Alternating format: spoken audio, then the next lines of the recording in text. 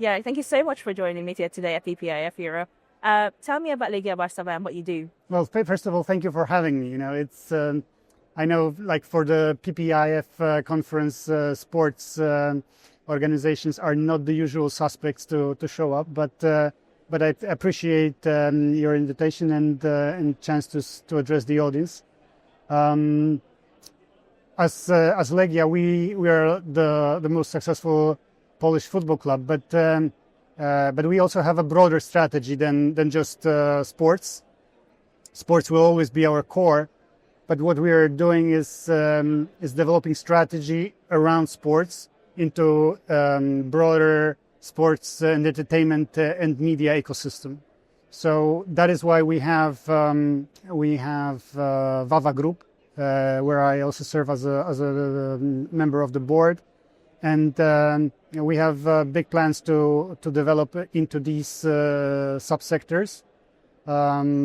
We have some capital-intensive projects in mind, so that's why I'm here to get acquainted with the market and ahead of transaction, and develop relationships. So thank you for having me. Yeah, and absolutely. And I mean, this conference is really just about relationships and the development of them. So can you tell me maybe about the conversations you may have been having with your colleagues and peers about, maybe some, investor challenges or concerns or any positives that you've been hearing? Well, in sports, there are sectoral specific challenges because there's always tension, if you will, between focus on the tangible or more predictable revenue streams and the revenue streams that are dependent on the performance. So you have a performance risk and stable returns combined in a single organization, and basically explanation of how the sports organization works is a challenge. But I think it's not insurmountable because you have American investors who are experienced with that. You have notable transactions in stadium development, such as Everton Stadium, such as Tottenham Stadium, such as Barcelona Stadium or Real Madrid Stadium. In the entertainment ecosystem, there have been also issuances by the likes of Live Nation to develop their arenas. So this is something that I see as very much doable in the future. And given the amount of interest into that sector, I think it's the best is ahead of the sector.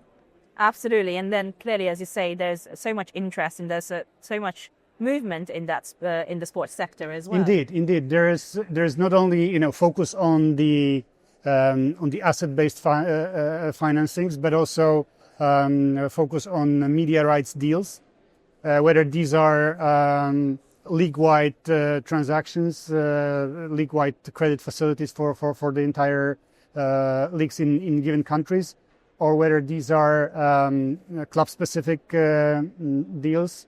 We have seen that, and I think we will see more and more of that.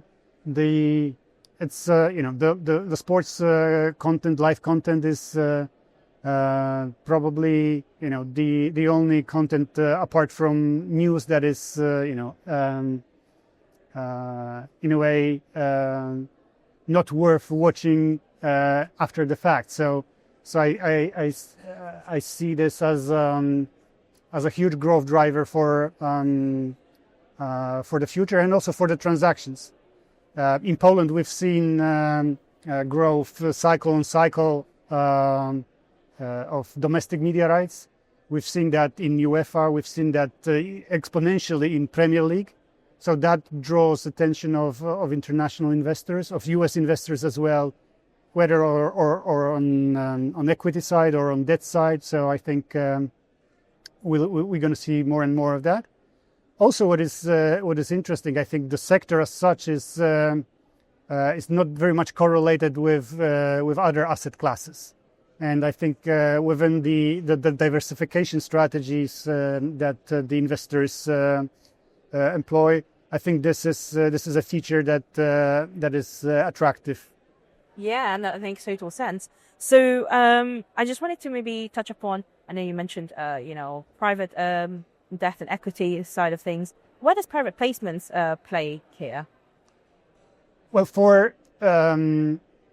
I think the sophistication of private placement investors is key here, right? That they are prepared to have a longer term view.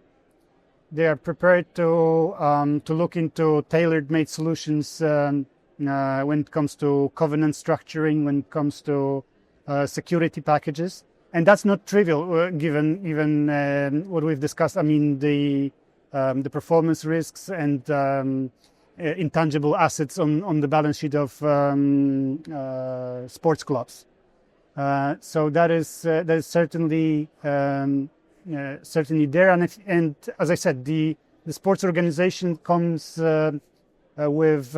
frequently with a number of synergistic deals in real estate, whether this is for entertainment or whether this is for other commercial purposes. So I think that's also important. Amazing. Garrick, thank you so much for joining me here today. Thank you very much for having me again.